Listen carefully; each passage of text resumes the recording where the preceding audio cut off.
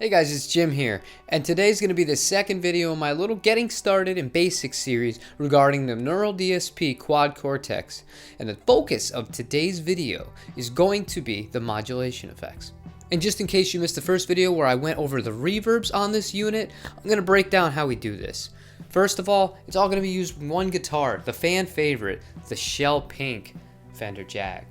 Now, when I do these plugins put in, or rather these effects patches put in, they're all the stock settings. So nothing is going to be altered. It's just going to literally be kind of plug and play, show you how they are straight out of the box. The amp I used for today inside of the Neural DSP was the Princeton with the Princeton 112 speaker. I think for two of the samples, they will be noted on the screen, I did add in a little bit of the mid drive to kind of break up the monotony of the really clean tones.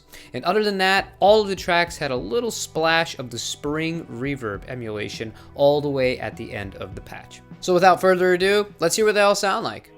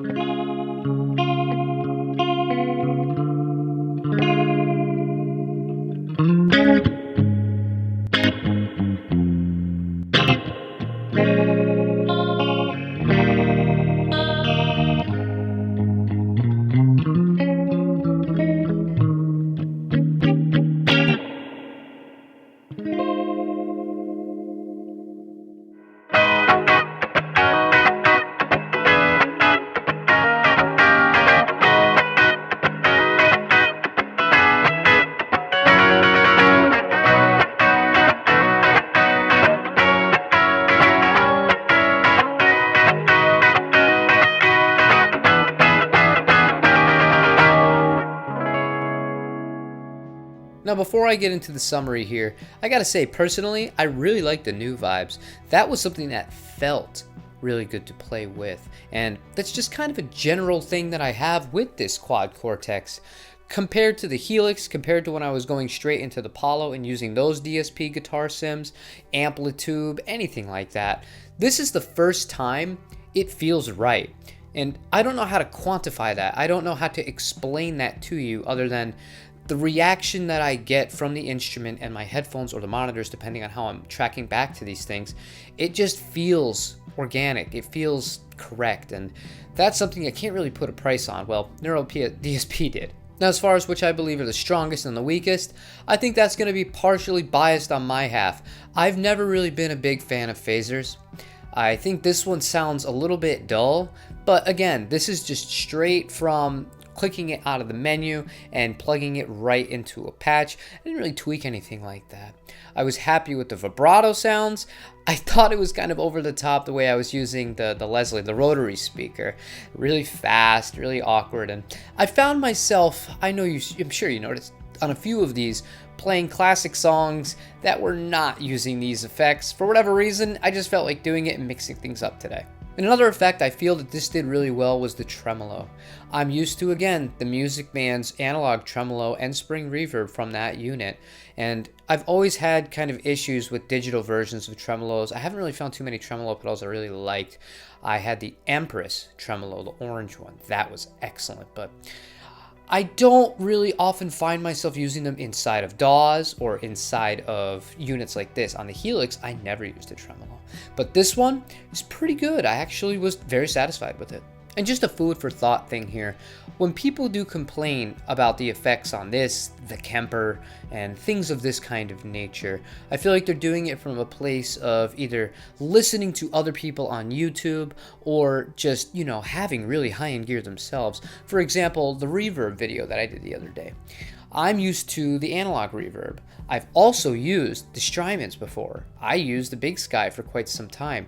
It's absolutely still better than anything that you're going to get in this Neural DSP. However, with that being said, none of this is unusable, and in a track, are you really going to be able to hear the difference? Is it going to be the thing that puts your mix well above the top, where the listener, remember, we're doing this for the listener, not for ourselves, is going to hear it and say, wow, that sounds incredible? It's possible that happens, but it's more than likely that they're going to be paying more attention to the performance, the nuance of your picking, and all of the sort of other things that go into making us unique as guitar players. My main point being here, guys, this thing does sound pretty good. Out of the box right now, you'd have no excuses, quite frankly. You could be able to track any genre, use all the effects that are on board, and be able to do really good work.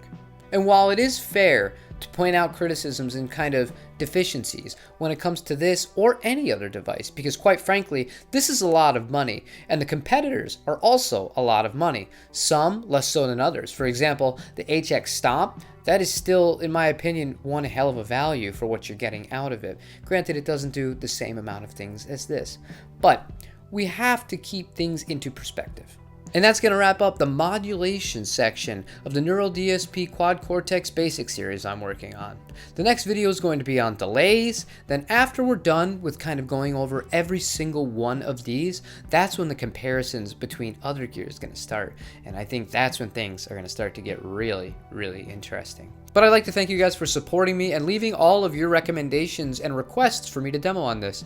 I have 3 kind of in the works right now, and then I saw a 4th one. Somebody mentioned me kind of going over EQs and more advanced techniques with that. That's something I absolutely do feel is very necessary to get into. However, I'm going to do all of the really basic stuff first, and then we're going to dive into the more complicated stuff later on after we've established kind of, our groundwork for the rest of the time. So if you did enjoy today's video, I would really appreciate if you were to like and subscribe to the channel. It lets me know that you guys really are appreciative and liking the content more importantly than anything else. Leave me a comment with what you think was the best sounding effect out of all of these, if any. And other than that, I will see you tomorrow for another guitar related video. Take it easy, guys.